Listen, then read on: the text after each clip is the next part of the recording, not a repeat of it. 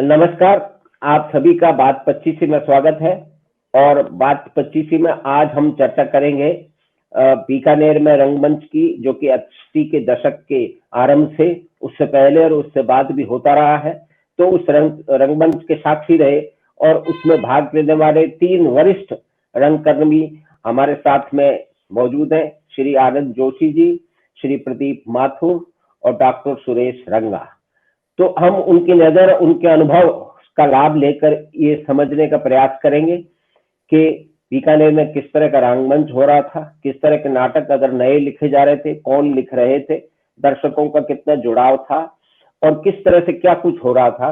तो उस सबको आज सभी हम लाभान्वित होने वाले हैं। तो सबसे पहले मैं अनुरोध करूंगा आनंद जोशी जी से कि वो इस चर्चा की शुरुआत करें।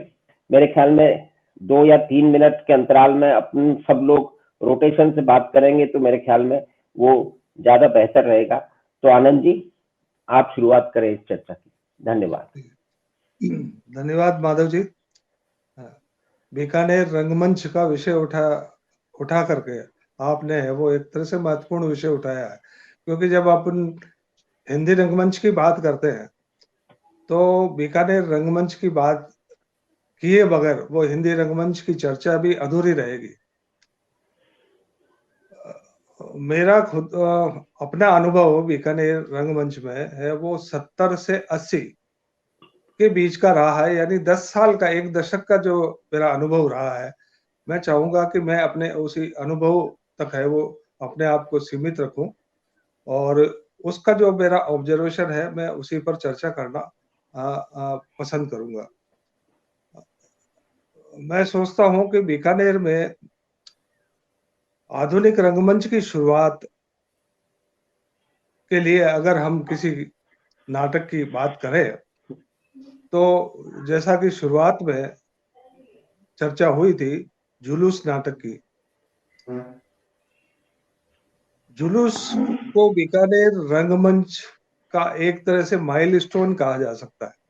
और मैं बीकानेर रंगमंच की जब बात करूंगा तो मैं ये कह सकता हूं कि जुलूस से पहले का रंगमंच और जुलूस के बाद का रंगमंच, ये इस तरह से मैं है वो उसके 2 चरणों में विभाजित करना चाहूंगा।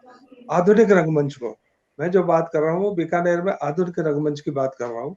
और मैं ये कहना चाहूंगा कि वास्तविक रूप से बीकानेर में आधुनिक रंगमंच की शुरुआत है वो जुलूस से हुई थी। जुलूस बादल सरकार का एक नाटक था और इसके निर्देशक राष्ट्रीय नाट्य विद्यालय के स्नातक वागीश कुमार सिंह थे, जो स्वयं बीकानेर के निवासी थे, और उन्होंने इस नाटक के मंचन किए। ये एक नुक्कड़ नाटक था और मेरे ख्याल से बीकानेर में जितने भी नाटकों के प्रदर्शन हुए हैं उसमें सबसे संख्यात्मक लिहाज से अगर देखा जाए और लोकप्रियता के लिहाज से देखा जाए तो जुलूस का नाम सर्वोपरि आता है। तो मैंने इसीलिए अभी कहा कि जुलूस एक तरह से माइलस्टोन है। जुलूस के बाद का बीकानेर का रंगमंच और जुलूस के पहले का बीकानेर का रंगमंच, हमें अपनी चर्चा आगे बढ़ानी है।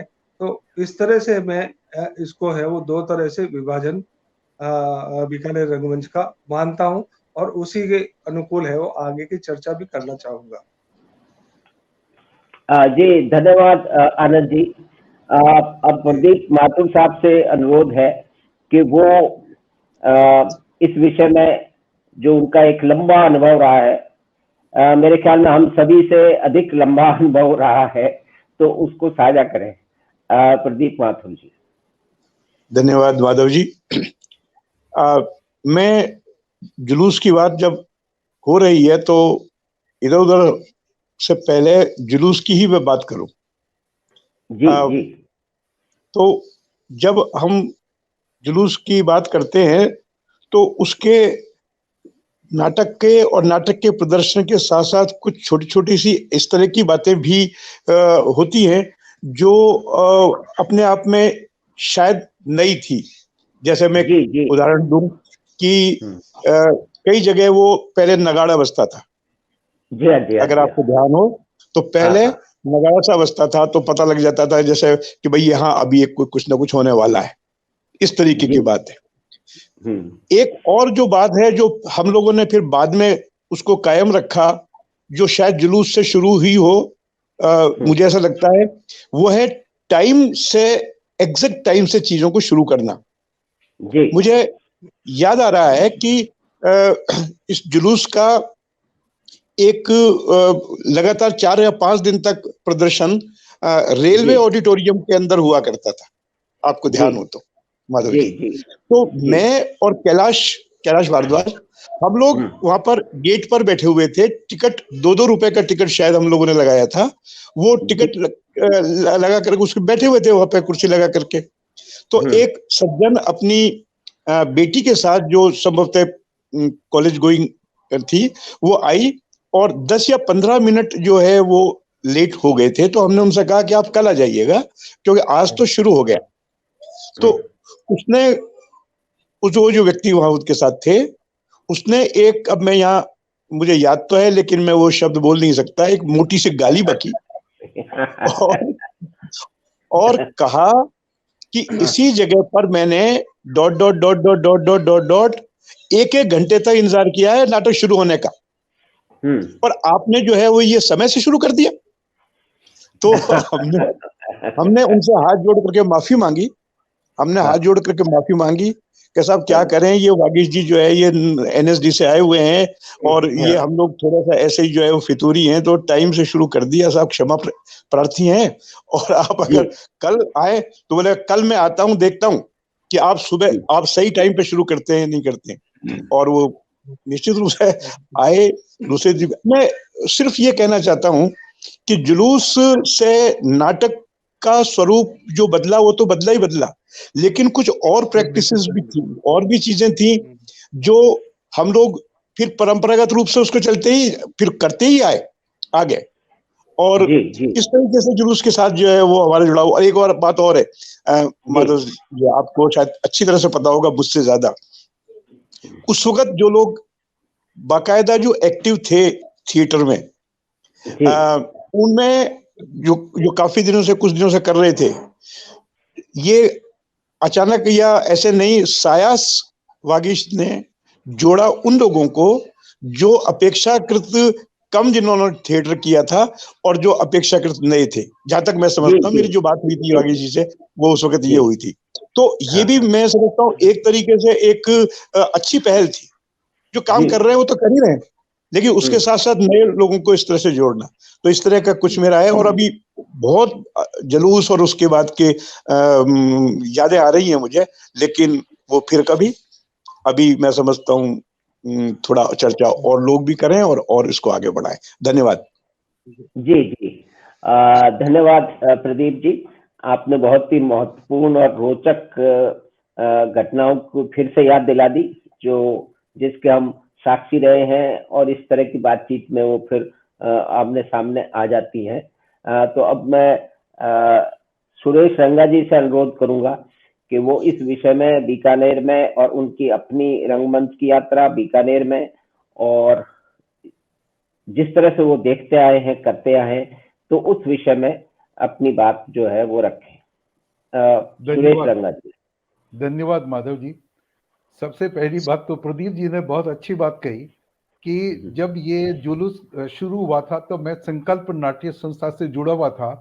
वागीश जी वहां आए और हमसे कहा कुछ करोगे ये नाटक। मैंने कहा जी मेरे को तो कोई एक्सपीरियंस नहीं है। तो उन्होंने, मुझे याद है, यही कहा कि मुझे तो बिल्कुल रॉ हैंड चाहिए, और मैं बिल्कुल रॉ था। तो ये बात बिल्कुल सही है कि उनको बिल्कुल रॉ चाहिए थे। और हमारा रंग संस्कार जो है उसका जो शुरुआत जो है वो वागीश जी के इस नाटक से हुआ। तो इस जुलूस से हमारी बहुत सारी यादें जुड़ी हुई है। अब वो सिर्फ बातचीत को जुलूस तक केंद्रित न करके मैं थोड़ा सा मोड़ दे देता हूँ। हाँ बिल्कुल।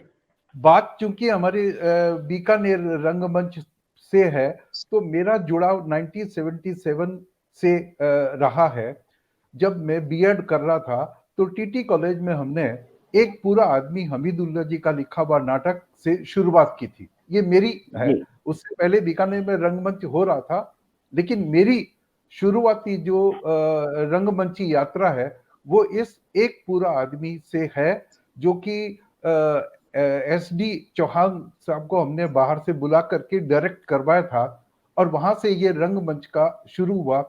फिर हम संकल्प संस्था से जुड़े, वहां पर मैंने उनके बैनर में 2 प्ले किए जिसमें आनंद जी और ये मधु जी आचार्य भी हमारे साथ थे, और बहुत बढ़िया नाटक, एक का कुकड़ू और दूसरा था इंसान।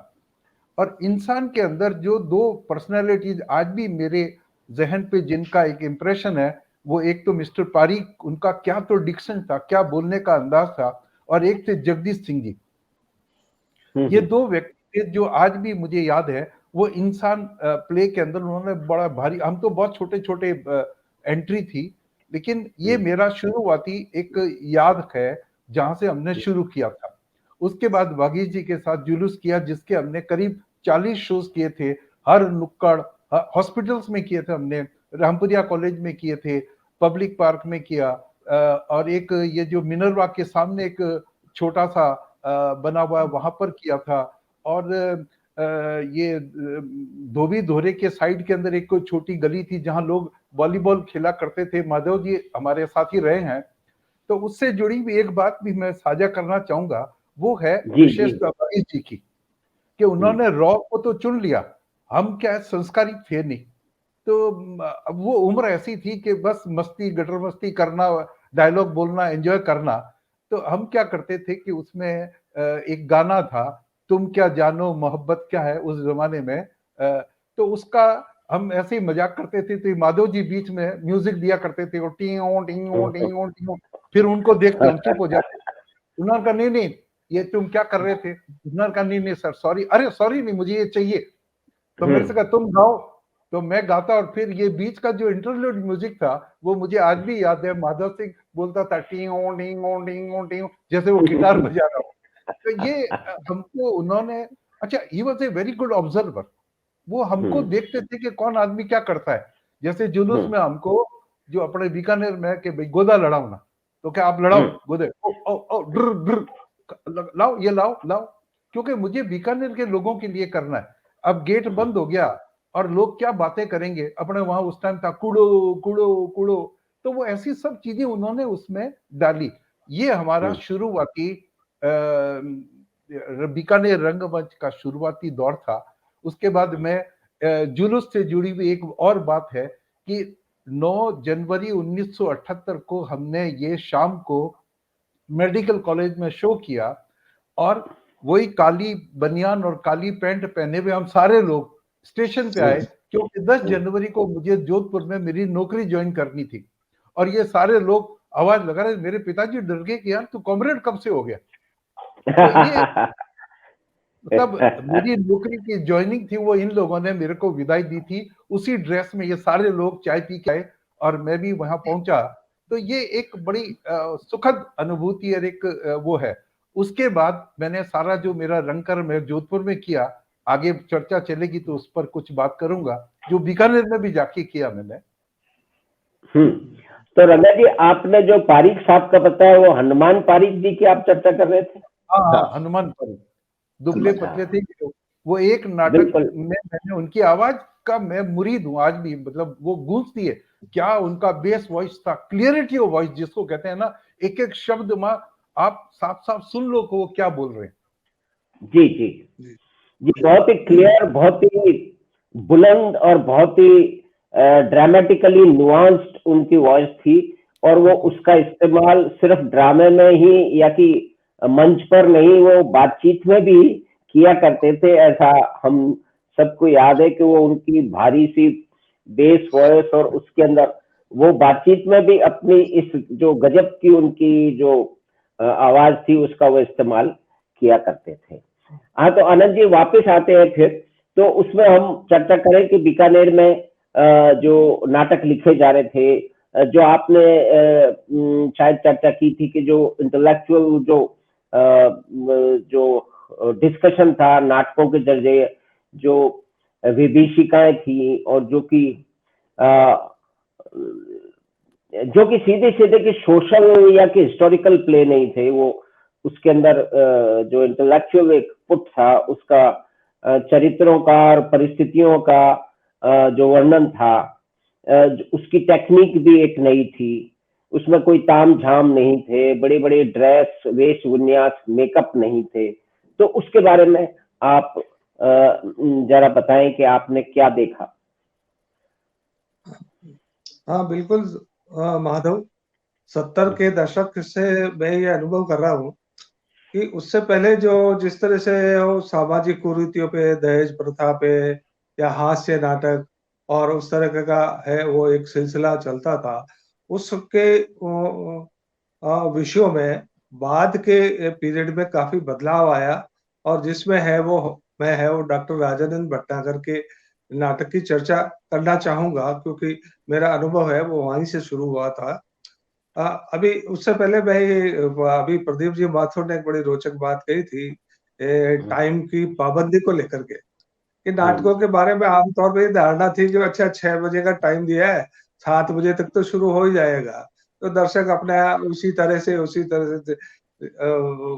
आराम तलबी से आते, उसी तरह से वो नाटक का मंचन होता और वही एक सिलसिला चलता। लेकिन वो जुलूस ने एक टाइमबद्धता का है वो उदाहरण पेश किया रंगमंच में, और उसके बाद में है वो जुलूस की ही टीम से बना हुआ है वो संस्था बनी थी रंगन, और रंगन में भी इस बात का पूरा निर्वाह हुआ।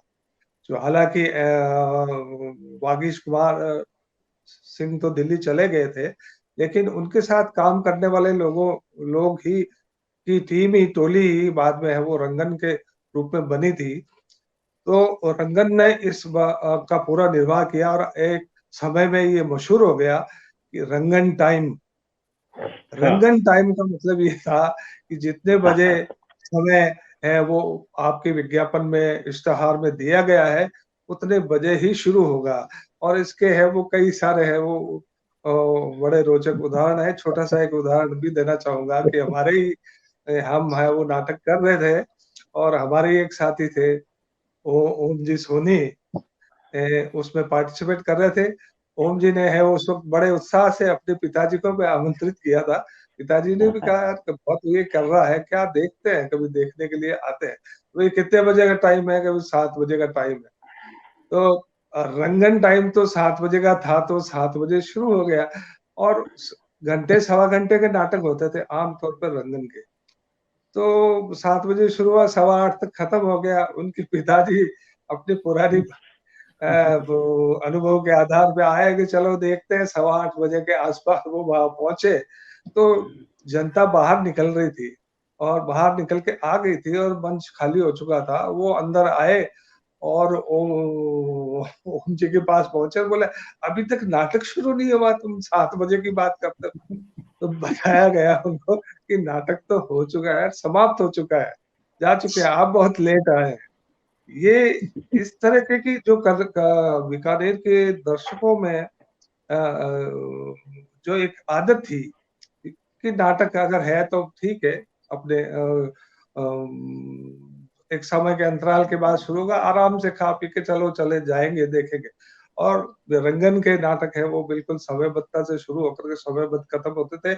इसका है वो शुरू में खामियाजा भी भुगतना पड़ा कि हमने 10-20 लोगों के बीच में भी नाटक की शुरुआत की, क्योंकि जी जी समय की पाबंदी की बात थी। तो प्रदीप जी ने जो एक बात कही थी समयबद्धता की, ये एक बीकानेर के रंगमंच में एक परिवर्तन आया और इस परिवर्तन का असर दूसरी संस्थाओं पर भी पड़ा, जो बाद में है वो अभी रंगा जी और संस्थाओं के नाम ले रहे थे, संकल्प का और कुछ आयाम का।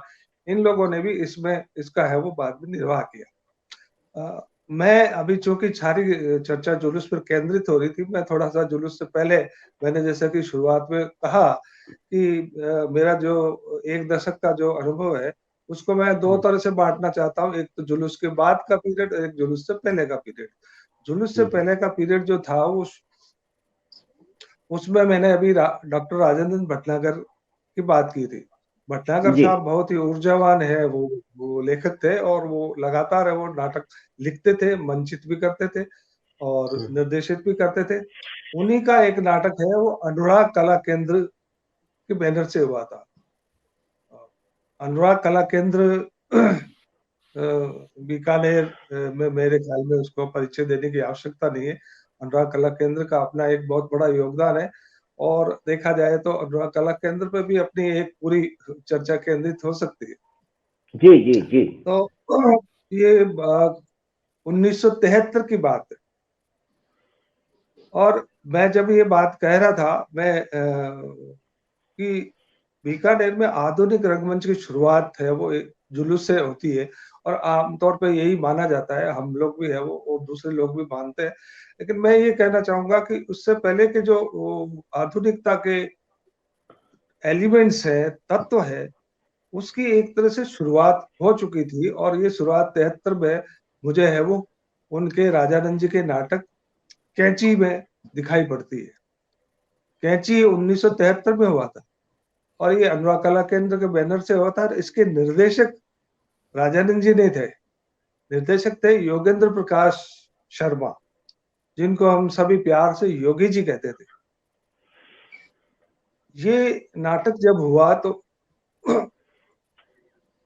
अपने आप में एक तरह से नया ही परिदृश्य लिए हुआ था, और दर्शकों में भी एक खास तरह का कौतूहल और जिज्ञासा देखी गई थी। नाटक है वो, और दर्शकों को कितना समझ में आया ये तो मैं नहीं कह सकता, लेकिन ये जरूर था कि उन लोगों में एक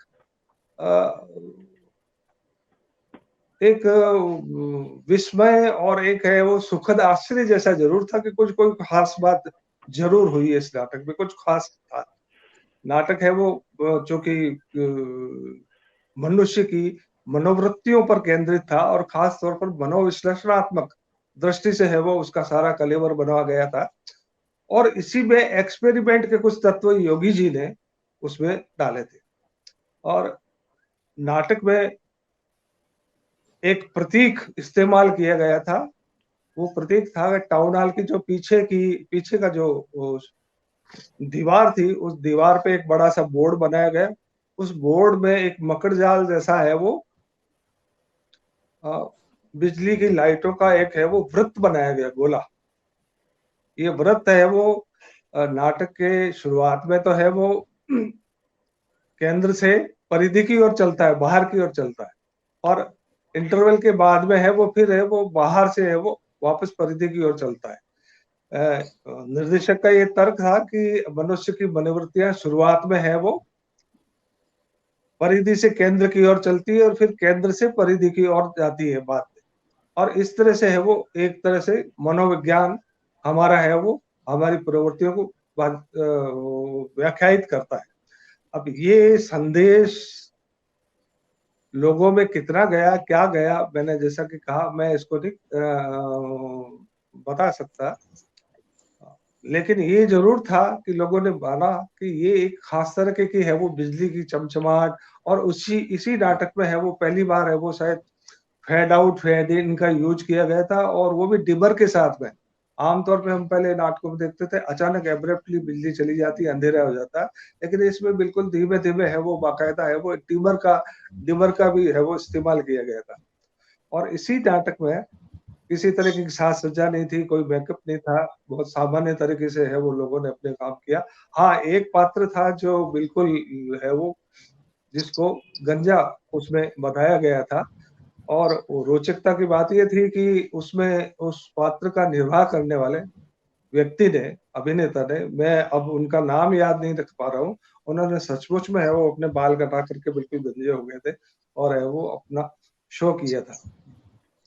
और नाटक है वो जैसा कि मैंने बताया अंततः शुरू से लेकर बिल्कुल लास्ट तक खामोशी रही दर्शकों में। लास्ट में जब खत्म हुआ तो ठीक है, कुछ क्लैपिंग हुई, अच्छी हुई, और अंततः दर्शक है वो यही बात करते चले गए कि कोई खास बात है इस नाटक में, क्या चीज है क्या नहीं है ये हमारी शायद समझ में नहीं आया, लेकिन नाटक तो कुछ था। ये जो एक्सपेरिमेंट का जो रुझान था वो मैंने 1973 में ही महसूस किया था। जो बाद में है वो फिर हमने देखा कि जुलूस में तो खैर काफी कुछ इस तरह के कॉम्प्लिकेशंस नहीं थे, लेकिन ये कैंची का उल्लेख करते हुए मैं ये बताना चाहता हूँ उसके बाद में भी जो और परवर्ती समय में भी जो नाटक हुए उसमें है स्क्रिप्ट के चयन में और उसकी प्रस्तुतिकरण में काफी कुछ है वो नवीनता आती गई, और है वो एक तरह से नएपन की एक तरह से बुनियाद कही जा सकती है वो जुलूस के पहले के आधुनिक रंगमंच में बीकानेर की। जी जी जी, आनंद जी, आपने बहुत ही विस्तार से और बहुत ही रोचक तरीके से उस कालखंड में जो भी कुछ हो रहा था, आप देख रहे थे, उसका आपने वर्णन किया। तो इस चर्चा को आगे बढ़ाने के लिए मैं आमंत्रित करता हूँ प्रदीप माथुर साहब को, कि वो भी अपना आगे का अनुभव इसके आसपास या जो विशेष उन्हें लगा, जिसका उल्लेख करना महत्वपूर्ण रहेगा उनकी दृष्टि से। तो प्रदीप माथुर जी। माधव जी, बात तो अब जब निकली है तो खूब दूर तक ही जाएगी। बिल्कुल मुझे लग रहा है कि यहां से मैं बात शुरू करूं अभी, कि जब अनुराग कला केंद्र में कुछ माथुर साहब से क्या आवाज साफ नहीं आ रही? अब आ रही है? हेलो? आ रही हाँ आ रही। तो अनुराग में मैं भी था सब लोगों के साथ, आनंद जी थे और वगैरह सब लोग सहते थे, योगी भाई साहब वहां पे थे। तो कोई इस तरह का दुराव या कोई झगड़ा या कोई इस तरह की बात तो नहीं थी, लेकिन सिर्फ एक बात थोड़ा सा ये लगता था कि जिस तरीके के नाटक अनुराग में किए जाते रहे हैं, क्या हम उनसे अलग हट करके कुछ कर सकते हैं? क्या स्क्रिप्ट के चयन में हम थोड़ा सा अलग करें क्या? तो ऐसा कुछ विचार लेकर के हम कुछ लोग थोड़े सा अलग होकर के हमने काम करना शुरू किया। इसका मतलब ये नहीं है कि अनुराग से जुड़ाव खत्म हो गया, लेकिन कुछ अलग करने के लिए हमने रंगन के नाम से हमने कुछ काम करना शुरू किया। मुझे याद आ रहा है कि सबसे पहले हमने गिनी पिग की स्क्रिप्ट चुनी, गिनी पिग। और आज के संदर्भ में तो अलग बात है, लेकिन उस संदर्भ में उस वक्त को हम देखें तो थोड़ी अलग हट करके जो है वो स्क्रिप्ट थी। और उस स्क्रिप्ट को जब वाचन हुआ, जब बातचीत हुई, उसको मैंने ही जो है वो तैयार करवाया था। तो वहां एक और अजीब सी चर्चा चली कि उसका वो जो अंत है, उस अंत को क्या किया जाए। उसका अंत, वो मूल रूप से जो वो नाटक था वो बंगाली प्ले था, और बंगाली प्ले का जो है वो अंत ये था कि क्रांति होती है और क्रांति होकर के क्रांति सफल हो जाती है वगैरह वगैरह, इस तरह का एक प्रतीकात्मक सा एक बहुत अच्छा बड़ा प्ले था वो। तो मैंने थोड़ा सा लिबर्टी ली और पहला जो सीन था उस सीन को लास्ट में फिर रिपीट कर दिया। एक भी शब्द नया नहीं बोला और कोई भी डायलॉग बोला नहीं, बस पात्र चेंज कर दिए गए। जो दूसरा था वो तीसरे में आ गया, तीसरा दूसरा में, इस तरह से। और एक नया पात्र जो है वो जो पहले का पात्र था वो आगे जो है आके खड़ा कर दिया। बस ऐसा एक सीन चेंज कर दिया। क्या आप जो लोग अगर जिन्होंने देखा नहीं है, आप यकीन करेंगे इससे हंगामा हो गया। सिर्फ एक उसका हंगामा हो गया। और रंगा जी शायद पता नहीं इस वक्त उनको याद हो या नहीं हो जो आज हमारे बहुत अच्छे मित्र हैं, उस वक्त भी मित्र थे, संकल्प ने इस पे सबसे ज्यादा जो है वो ऑब्जेक्शन उठाया। उनका ये कहना था, क्योंकि माधव, मैं भी बीच में रिएक्ट करना चाहूंगा कि बाकायदा बैठक हुई हमारे इस मंचन के खिलाफ बैठक की गई थी, और बैठक में निर्णय बाकायदा हुआ कि इन लोगों को प्रताड़ित किया जाए, कि इन्होंने वो उसका मंत्र भी बदल दिया, एक विचारधारा, खासतौर पर विचार, तो प्रताड़ित करने का है वो निर्णय भी हुआ। आगे वो इम्प्लीमेंट हुआ नहीं हुआ, लेकिन ये नहीं वो ऐसे ही प्रसंग में बीच में बोल पड़ा। हाँ, नहीं, और उससे ही जो है वो डॉक्टर नंद किशोर जी आचार्य जी जो हैं, उनसे व्यक्तिगत रूप से मेरा संपर्क उसी से हुआ, क्योंकि वो शायद मेरे ख्याल से पहला नाटक था जिसके बाद प्रेस कॉन्फ्रेंस भी रखी गई थी। उसके 2 शो हुए थे, उसमें एक प्रेस कॉन्फ्रेंस भी रखी गई थी और उसमें लोगों ने जो है वो अपने अपने किए ये जो भी विचार थे, जैसे भी था जो किस किया ये किया, तो उन्होंने मुझसे कहा कि देखो तुम हर बार बार जाके जवाब मत दो, लास्ट में एक बार जवाब देना। और नंद किशोर जी ने ये कहा फिर बाद में कि मैं इस नाटक के अंत से सहमत हूं। होता यही है, जो क्रांति की बात करते हैं, जब वो खुद सत्ता में आते हैं तो वो भी वही व्यवहार करते हैं जो पहले वाले कर रहे थे। लेकिन बिल्कुल मैं इस बात से सहमत नहीं हूं कि कोई निर्देशक जो है वो बिना पूछे जो है वो किसी कृति को जो है वो बदल दे, चेंज कर दे। ये गलत है, उसके प्रभाव को। तो मैंने हाथ जोड़ कर निवेदन किया, साहब मैंने क्या किया, मैंने एक शब्द न तो उसमें से घटाया, ना मैंने एक शब्द उसके अंदर जोड़ा। मैंने तो उसी के एक सीन को दोबारा रख दिया, और अगर इससे अर्थ बदलता है तो ये उस कृति की जो है वो मानता है, ये उस कृति का जो है वो जो उस लेखक है, उस लेखक की जो कृति है उसका महत्वपूर्ण जो है पक्ष है कि उसको किसी भी तरीके से आप इंटरप्रेट कर सकते हैं। तो बिल्कुल ये बिल्कुल माधव, मैं भी यह कहना चाहता हूँ कि प्रदीप जी के इस नाटक के बाद में है वो ये चर्चा शुरू हुई, ये बहस का विषय बना कि स्क्रिप्ट नाटक में स्क्रिप्ट राइटर महत्वपूर्ण है या निर्देशक महत्वपूर्ण है। ये कई दिनों तक बहस का मुद्दा बना रहा कि लेखक महत्वपूर्ण या निर्देशक महत्वपूर्ण, और इस पर है वो चर्चा होती रही। तो ये एक गिनीपिग नाटक का है वो एक बड़ा योगदान था। तो इसमें उसी मैंने के साथ फिर जो है उनके साथ संपर्क हुआ, फिर नंदकिशोर जी के साथ, और शायद इसी संपर्क का जो है वो एक नतीजा था कि नंदकिशोर जी जैसे महान जो साहित्यकार हैं, उन्होंने अपना पहला नाटक जो है वो हम लोगों के साथ बात करने के बाद ही उन्होंने जो है वो किसी और का सपना जो है वो लिखा। तो चर्चा को आप और आगे बढ़ाएं कहीं। धन्यवाद। जी जी, ये बहुत ही एक रोचक पक्ष है, जो कि सिर्फ नाटक और उसकी कथा वस्तु और उसकी प्रदर्शन और उसकी स्क्रिप्ट और निर्देशक द्वारा जो क्रिएटिव इनपुट या कि क्रिएटिव चेंजेस जो किए जा सकते हैं, तो वो तो एक उसका अंग है।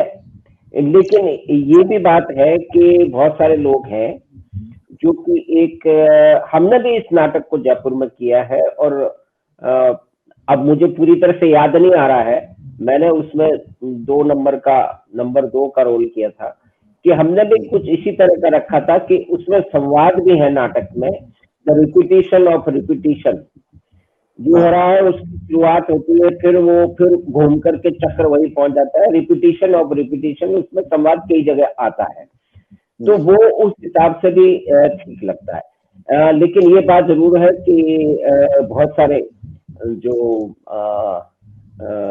मित्र हैं जो कि कला क्षेत्र में, नाटक के क्षेत्र में है, और उनका बड़ा रुझान है एक विचारधारा की ओर, तो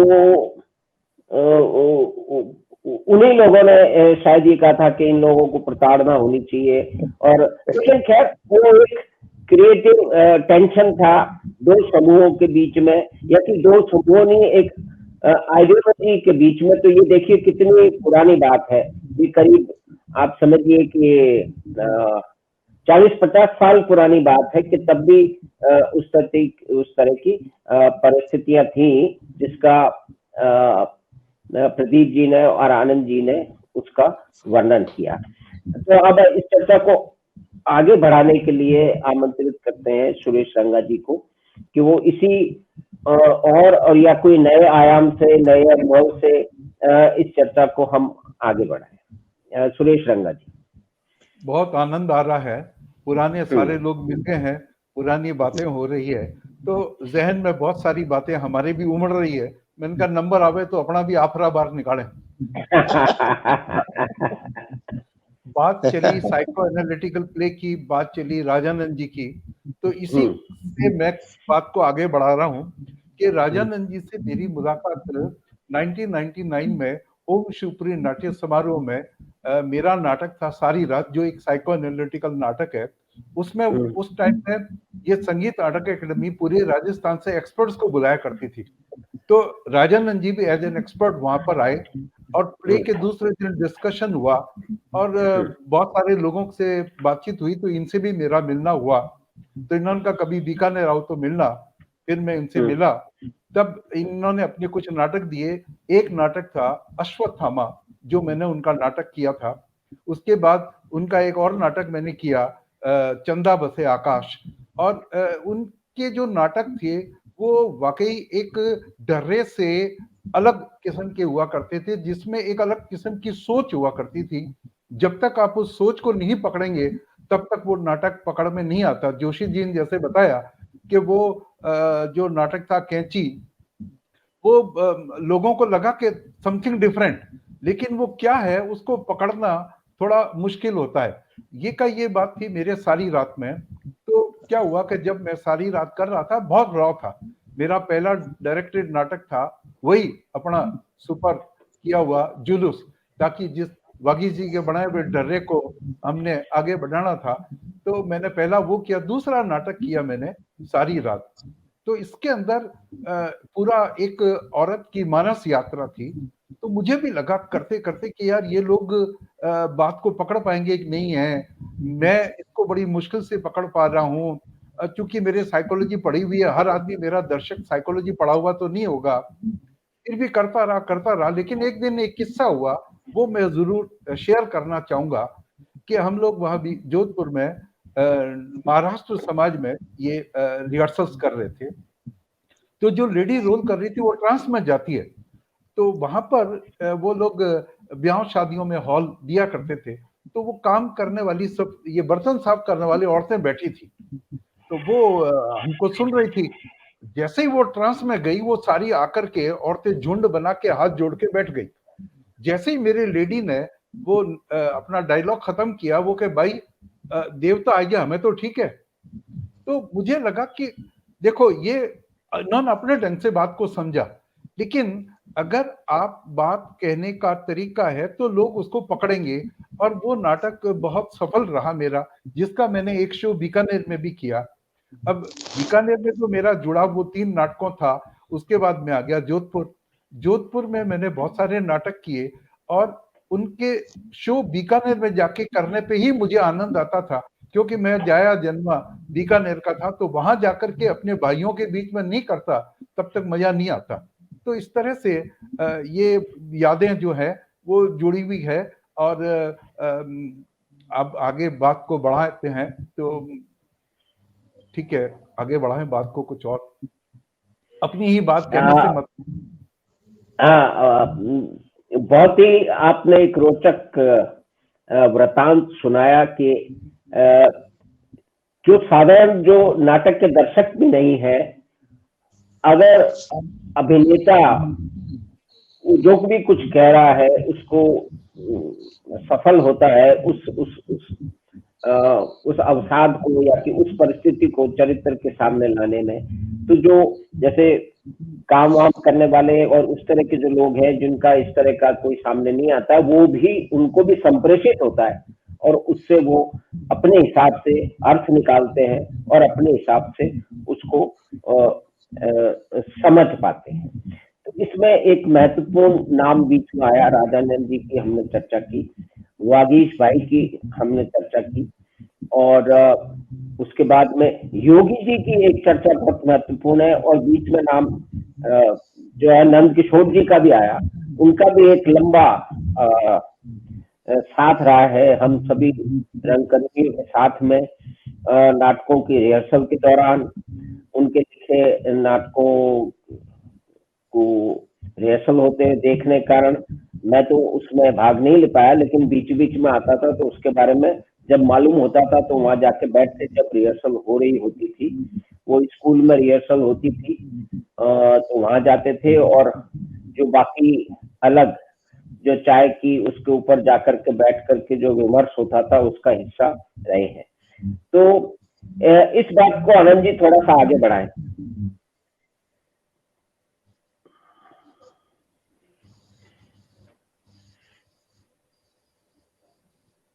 आवाज ये बंद है आपका, माइक बंद है, माइक म्यूट है, माइक बंद है आपका आनंद जी, आपका माइक बंद है।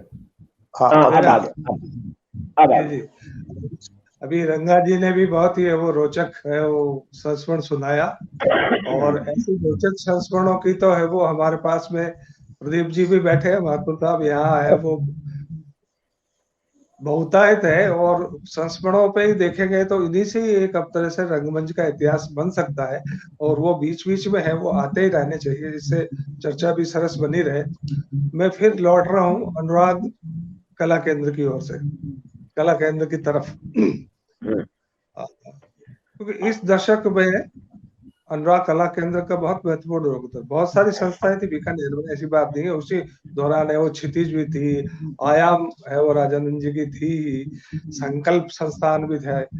ये सारे है वो संस्थाएं अपने अपने तरीके से सक्रिय थी, और अनुराग कला केंद्र भी सक्रिय थी। अनुराग कला केंद्र है वो शायद इनमें इस मायने में आगे थी कि जितनी बाहर, बीकानेर से बाहर जो अखिल भारतीय स्तर पर नाटक फेस्टिवल होते थे, उसमें अनुराग कला केंद्र की भागीदारी रहती थी।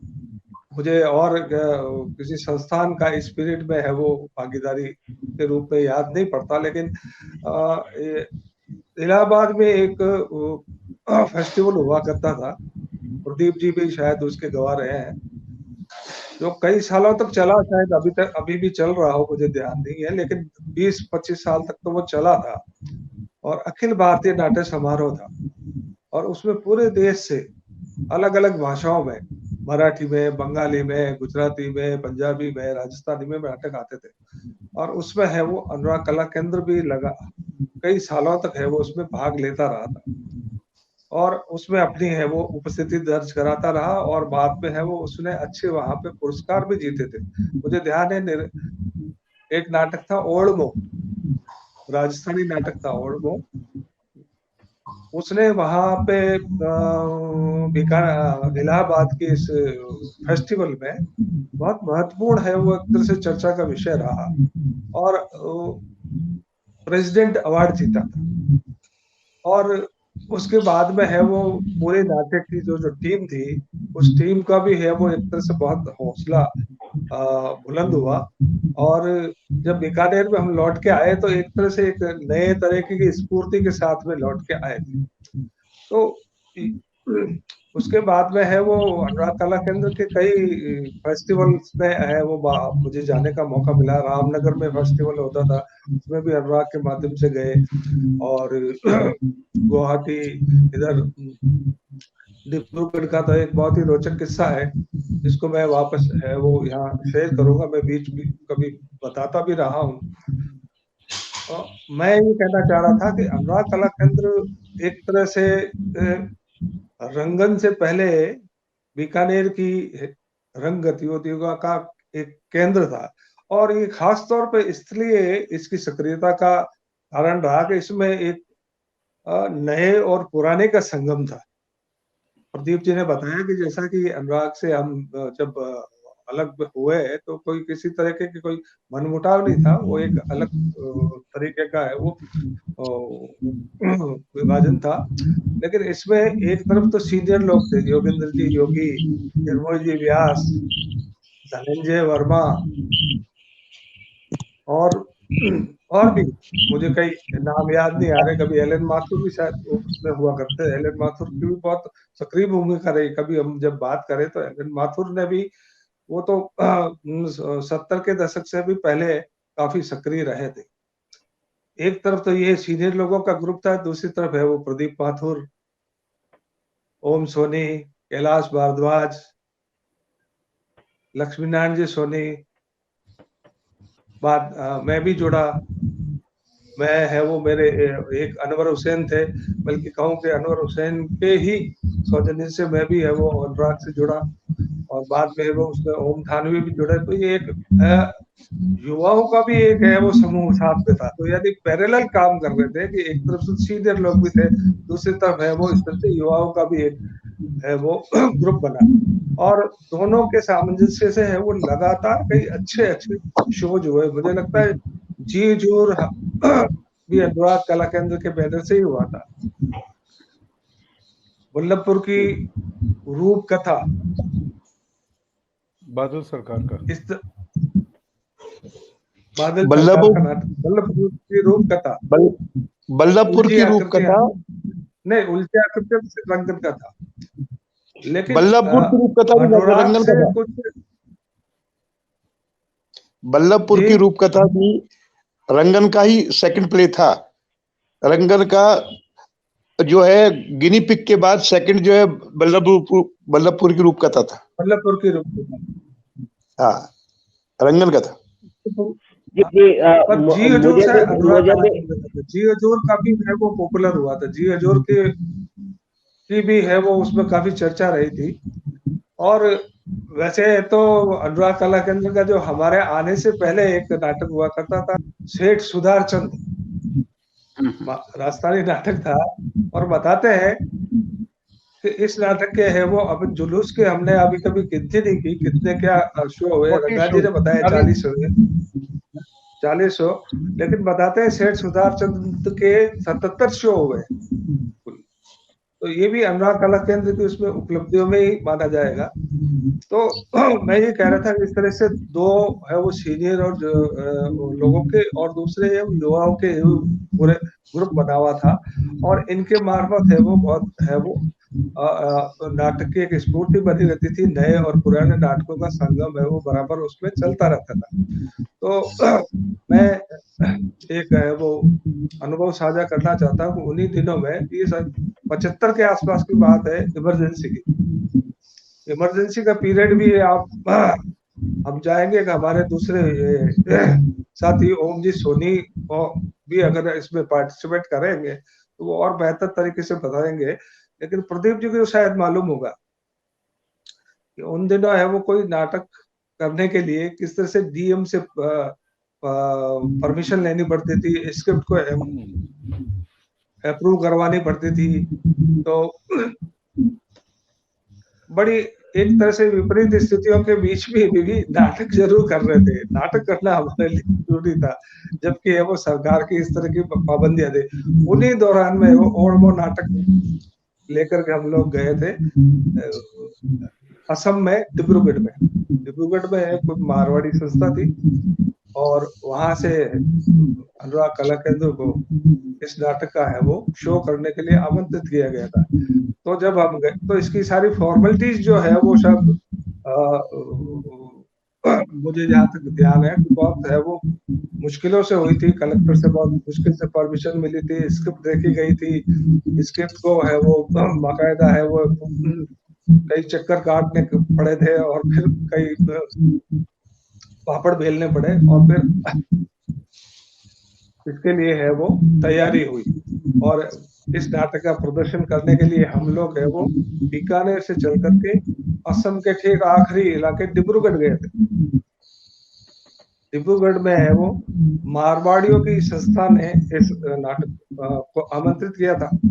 मारवाड़ी लोग वहां पर काफी है वो संपन्न लोग थे, इसलिए कुछ कई दिनों पहले से ही वो इसकी पब्लिसिटी करनी शुरू कर दी थी, एक नाटक हो रहा है। तो आपको जान करके आश्चर्य होगा कि जिस तरह से सिनेमा के कटआउट लगते हैं वैसे है वो नाटक के कटआउट लगाए गए थे इस तरह। और ओल्ड मोर नाटक का जो प्रदर्शन हुआ था वो एक सिनेमा हॉल में ही हुआ था। तो वहाँ सिनेमा हॉल में जब इसका प्रदर्शन हुआ तो देखा कि सिनेमा हॉल बिल्कुल हाउसफुल जैसे होता है वैसे हाउसफुल था। और नाटक का जब शो शुरू हुआ तो बीच में एकदम हंगामा हो गया, पता लगा था बाद में कि लोगों को टिकट नहीं मिल रही है, और लाठीचार्ज हो रहा है, पुलिस बुलाई गई है। ये इस तरह के जो अनुभव था नाटक का, ये अपने आप में बड़ा ही रोचक था। हम लोग वो कई तरह से एक तरह से डर से गए थे, बहुत बहुत तेजी से आवाजें आने लगी थी, हंगामा हुआ था, और ये देख करके हमारे भी पसीने छूटे थे। बड़ी मुश्किल से वो खैर करके नाटक हुआ, और इतने सैकड़ों लोगों के बीच में। और जब हम दूसरे दिन निकले देखे हैं कि नाटक की कैसी है वो लोकप्रियता थी, और वहां किस तरह से इसका स्वागत हुआ कि जब कलाकार सुबह दूसरे दिन है वो हमारे एक साथी ओम जी सोनी है वो सुबह एक सैलून में गए, अपने दाढ़ी वाड़ी शेव करवाने, तो सैलून वाला उनको पहचान गया वो सामने, और उसने है वो ये शेविंग वगैरह तो कहेंगे बाद में करेंगे, पहले है वो उन्होंने पूरी आवभगत की उनकी, और जैसे है वो एक तरह से बड़े स्टार लोगों की जैसे आवभगत होती है, वैसी आवभगत है वो वहां देखने को मिली।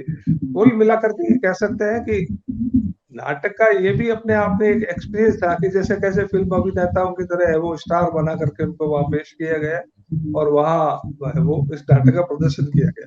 तो ओल्ड-मो एक तरह से देखा जाए तो लोकप्रियता की, खास तौर पे मारवाड़ी समाज में लोकप्रियता की एक तरह से शिखर के ऊपर पहुंचा। ये भी अपने आप में एक बड़ा रोचक अनुभव था। धन्यवाद, धन्यवाद आनंद जी, आपने बड़ी ही महत्वपूर्ण बातें और अनुभव साझा किए कि बीकानेर के चल के इलाहाबाद और दूसरी जगह और उसके बाद में डिब्रूगढ़ तक में नाटक के प्रदर्शन हुए जो बीकानेर में तैयार किए गए, वहां पहुंचे। तो अब मैं प्रदीप माथुर जी से अनुरोध करूंगा कि जो बाहर के नाटक आए बीकानेर में, वो भी कुछ नाटक आए होंगे उस कालखंड में जिनका प्रदीप जी को ध्यान होगा, और उनका किस तरह का प्रभाव और किस तरह का ऑडियंस का, दर्शकों का उनकी तरफ कनेक्शन या कि झुकाव रहा और किस तरह की चर्चा रही, और बाहर के आने वाले नाटकों ने बीकानेर के उस काल खंड में जो कार्य करने वाले रंगकर्मी थे उन पे किस तरह का प्रभाव और असर डाला। तो ये शायद प्रदीप जी सबसे अधिक इस बारे में जानकारी शायद रखते होंगे, तो प्रदीप जी से वो अनुभव है। प्रदीप। धन्यवाद। पहली बात तो मुझ में इतना विश्वास करने के लिए बहुत बहुत धन्यवाद। तो मैं कुछ अपनी स्मृतियों को खंगालने की कोशिश करता हूँ। इधर उधर का मुझे काल का पता नहीं बिल्कुल पूर्णतया कि एग्जैक्टली कब की बात है, क्या बात है, पर मैं कुछ बातें आपको बताना चाहता हूँ। एक बार मुझे ध्यान है कि मंच तो वो रेलवे ऑडिटोरियम में था और वहाँ अखिल भारतीय कुछ नाट्य कुछ ऐसा कोई प्रतियोगिता करवाई गई थी। अनुराग ने करवाई थी या रेलवे वालों ने करवाई थी, ये मुझे ध्यान नहीं। तो उसमें आसाम से भी लोग बाग आए हुए थे और शायद उड़ीसा से भी आए हुए थे और अलग अलग जगह से आए हुए थे। और एक उस वक्त खाने पीने की जो व्यवस्था करते थे सब लोग मिलजुल करके करते थे, कोई अलग से कैटरर वेटर की बात तो नहीं थी। तो उसमें उनसे मांगा गया था कि भाई आप लोग जो है वो कितने लोग बाग आ रहे हैं, क्या आ रहे हैं, ये आ रहे हैं। तो असम की जो टीम आई थी उसके अंदर जो है ये था कि सारे नॉन वेजिटेरियन है, ये उन्होंने स्पेशली जो है वो लिख के जो है वो किया था। खैर वो एक अलग बात है। एक प्रदर्शन उसी मंच पर मैंने देखा, उस वक्त की बात है, आगे पीछे एक ताजमहल के ऊपर या किसी तरीके से एक प्ले था, बाहर की कोई टीम आई थी, राजस्थान से बाहर की कोई टीम आई थी, उन्होंने किया था।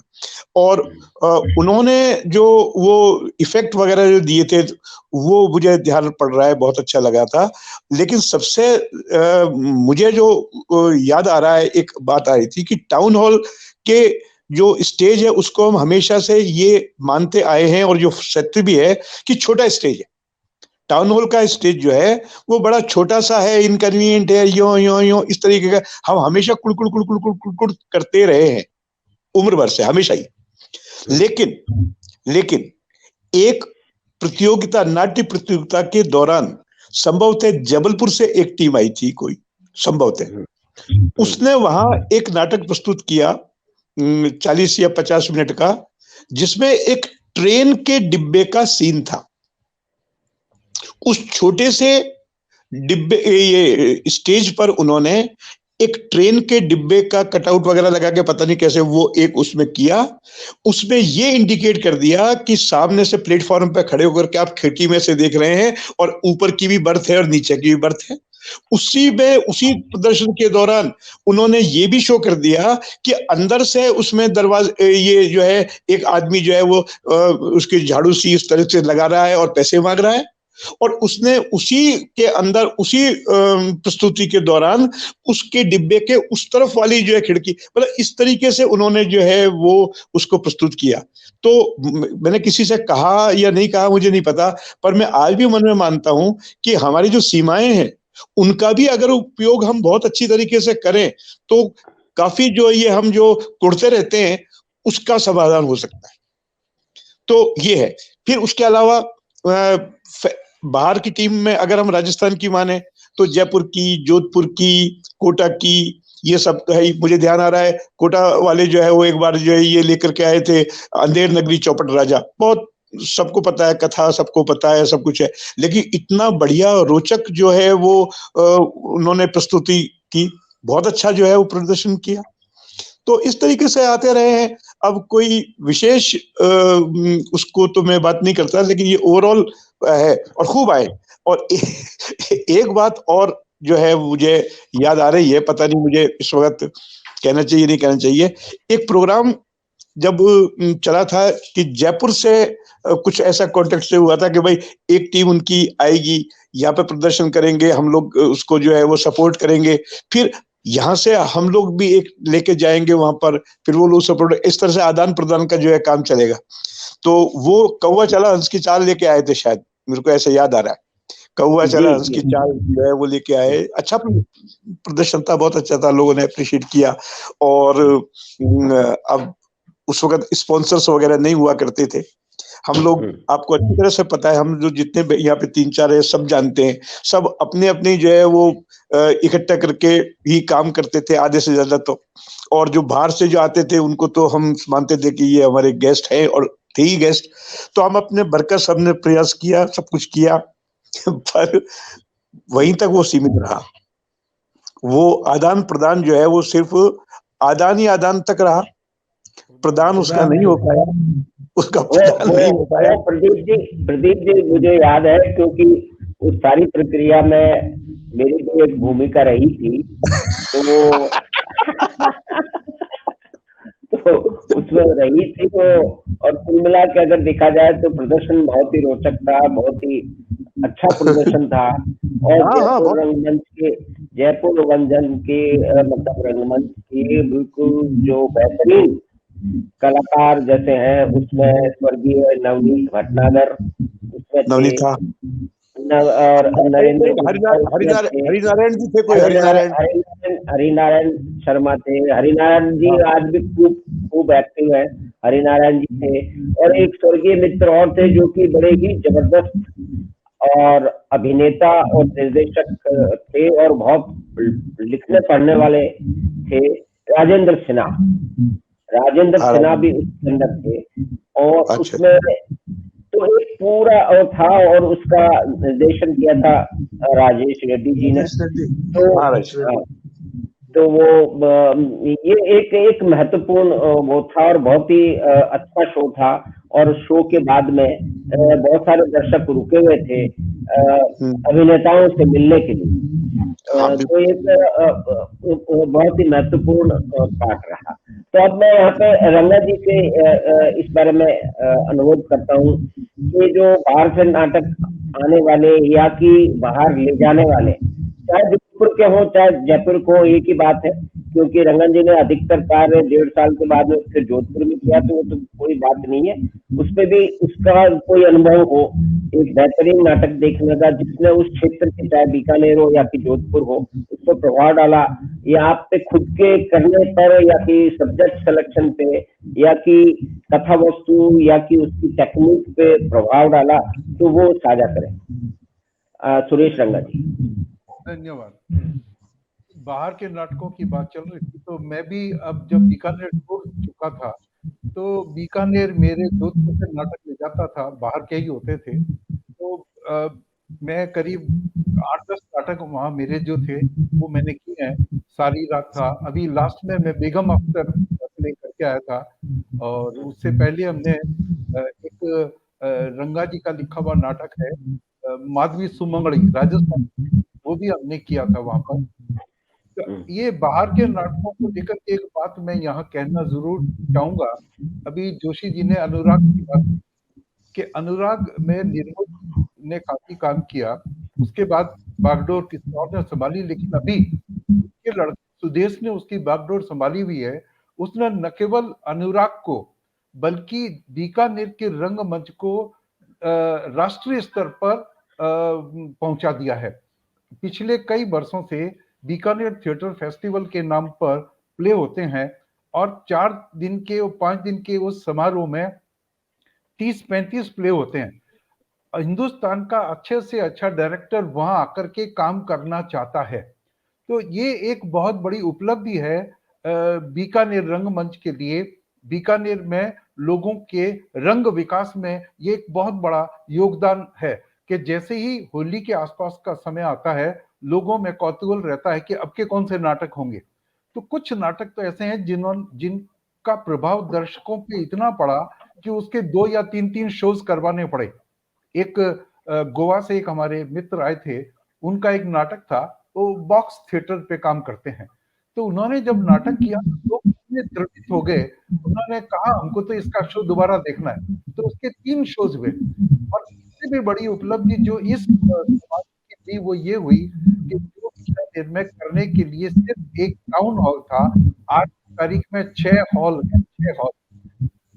रेलवे का जो हॉल है वो हम लोग माधव जी रिहर्सल किया करते थे कि बीच में वो बैडमिंटन का कोर्ट है और हम जो करते थे उस हॉल को आप देखोगे उसमें जो उन्होंने लाइट की पूरा कंप्यूटराइज्ड लाइट। अभी मैं नाम में एक प्ले करके आया था कॉमेडी प्ले, तब पता लगा वो टोटली चेंज हो चुका। वो लगता है कि दिस इज हॉल। इसी तरह से एक व्यक्ति है जिसने गंगा शहर के आसपास एक नया हॉल बना दिया जिसमें ऐसा, हाँ बहुत बहुत बढ़िया, बहुत बढ़िया।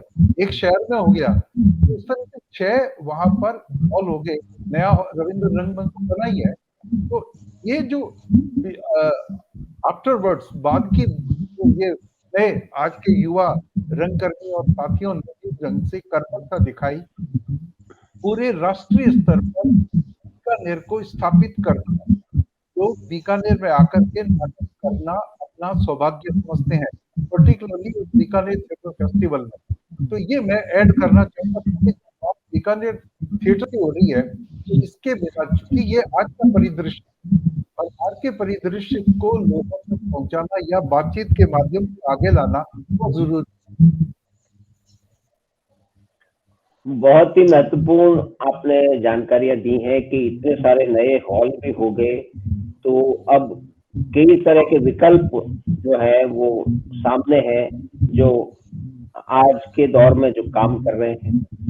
तो बीकानेर के रंगमंच में या कि राजस्थान के रंगमंच में बीकानेर के रंगमंच का एक महत्वपूर्ण प्रभाव रहा है, हिस्सा रहा है। तो बीकानेर के रंगमंच की हमने बहुत ही वरिष्ठ 3 प्रबुद्ध रंगकर्मियों से, कलाधर्मियों से हमने चर्चा की और इस बात को समझने की कोशिश की, उनके अनुभवों और उनके इम्प्रेशन के आधार पर। तो हमने समझा और ये चर्चा हम आगे भी जारी रखेंगे। थिएटर इन जनरल के रूप में बहुत सारे आयाम हैं, उसमें कई बार ये भी हो सकता है कि अलग अलग शहरों से हम रंगकर्मियों को जोड़ेंगे और बहुत सारी जो कॉमन बातें हैं जो कि साझा अनुभव है उसको भी साझा करने का प्रयास करेंगे। और जुलूस की जो एक चर्चा हुई है बीकानेर के परिप्रेक्ष्य में, नुक्कड़ नाटक के परिप्रेक्ष्य में और नए रंगकर्मियों का एक प्रशिक्षित निर्देशक के साथ काम करने का अनुभव वागीश जी के साथ में, और जो लेखक महत्वपूर्ण बीकानेर से राधानंद जी भटनागर और नंदकिशोर जी, और एक जो नाटक जो राजस्थान में है निर्भोई जी का आप जिक्र कर रहे थे। हाँ, एक रंगा जी। तो ये एक महत्वपूर्ण विषय पे हमने चर्चा की, लेकिन हम सभी के पास और भी चर्चा करने के लिए बहुत सारा आयाम है, बहुत सारी स्मृतियां हैं, बहुत सारे इश्यूज हैं जिनको हम आगे कोशिश करेंगे कि फिर दोबारा हम इस विषय में चर्चा करें और अपने अन्य साथियों को जोड़ें। कभी ये भी हो सकता है कि आज की तारीख में जो बीकानेर के रंगमंच में युवा रंगकर्मी काम कर रहे हैं उनको भी हम साथ में जोड़ने का प्रयास करें, तो इस चर्चा को बहुत आगे बढ़ेंगे। तो आप सभी का बहुत ही धन्यवाद कि आप इस चर्चा में आपने बात 25 पे आपने इसका भाग लिया, और आगे भी हम आशा करते हैं कि आपका सहयोग हमें मिलता रहेगा। नमस्कार, धन्यवाद। माधव जी बहुत बहुत धन्यवाद कि हम पुराने सब लोगों को चाहे वर्चुअली से आज आपने एक प्लेटफॉर्म पर लाकर बता दिया बिना कहने जी स्वर हो गया। आज तो जी स्वर हो गया ना, तो ये है कि मेरी ओर से भी आजकल टाइम रे मायने वही तो मतलब एक विकल्प बच्चों है कि भाई आप बिल्कुल सका जैसे रंगा जी जयपुर आया रहा है कोई 1.5 साल से, तो मैं तो पाकिस्तान मिली कौन सकता मकल को नहीं पड़ेगा फिर कोविड है। आगे बढ़ा। बिल्कुल माधव, बहुत उपयुक्त है, बहुत है वो समय पे आपने ये चर्चा की है। मैं तो ये चाह रहा था कि इस पर है वो बाकायदा विधिवत है वो चर्चा हो और एक अच्छा है वो डॉक्यूमेंटेशन तैयार हो। बीकानेर रंगमंच को केंद्रित करते हुए राजस्थान के रंगमंच पर हम पूरी चर्चा कर सकते हैं। एक और महत्वपूर्ण बात, जैसे रंगा जी ने एक डॉक्टरेट की थीसिस जो है वो केवलिया जी की शायद आज से 40 साल 38 साल पहले की जो साझा की है, उसमें बीकानेर के हैं वो देखी है, मैंने भी देखी है, मोटे तौर पे देखी है। उसमें सूचनाएं तो है, सूचनाएं हैं, जानकारी है, जानकारी है, लेकिन अब ये तो देखिए सहयोग की बात है कि वो रंगा जी को मिल गई और फिर वो हम लोगों के पास पहुंच गई, तो उसमें बहुत सारी सूचनाएं उनका कंपाइलेशन है जो कि मेरे ख्याल में महत्वपूर्ण है उसको समझने के लिए। और अब ये भी एक त्रासदी है कि इस तरह के जो कार्य हुए हैं वो छुपे रह गए, उनके उसके बहुत सारे कारण होंगे, हम कारणों में नहीं जाएंगे, लेकिन अंततः वो हमारे पास पहुंच गए हैं। अब वो भी यात्रा के कारण है कि रंगा जी कहीं गए थे तो वहां उनको किसी ने बताया, अशोक जी जोशी ने दी थी अभी भीलवाड़ा में प्ले करने गए थे जब। माधव जी एक बात और मैं कहना चाहूंगा, निवेदन है मेरा। हाँ बिल्कुल बिल्कुल। इस मंच के माध्यम से अगर जुलूस के पुराने हम सभी साथियों को किसी दिन जोड़ बिल्कुल बिल्कुल बिल्कुल हम बिल्कुल उसका बिल्कुल हमारे लिए अवसर नहीं हो सकता। नहीं 45 साल हो रहे हैं, 45 साल हो रहे हैं जुलूस को, 44 ईयर्स तो हो गए। जो 9 जून को फेसबुक में 49 मेरा भी एक सुझाव है,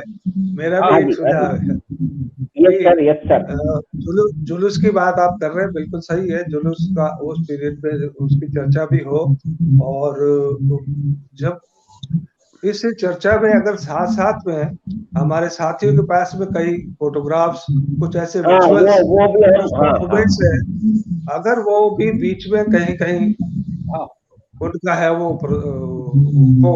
रिफ्लेक्ट किए जाए, अगली बार ये प्रयास करेंगे। और इस मामले में मुझे प्रदीप जी बहुत अच्छी तरह से बताया कि बीकानेर में कुछ लोग ऐसे संग्रह करता रहे हैं जिनके पास है। मुझे ध्यान है कैलाश भारद्वाज जी के पास में भी काफी चीजें मिलेगी। प्रदीप जी जोशी है, वो भी कुछ ऐसी चीजें, पुरानी चीजें सारी संजो के रखते हैं। लक्ष्मीनारायण जी सोनी है, उनके पास में भी कुछ चीजें मिल जाएगी।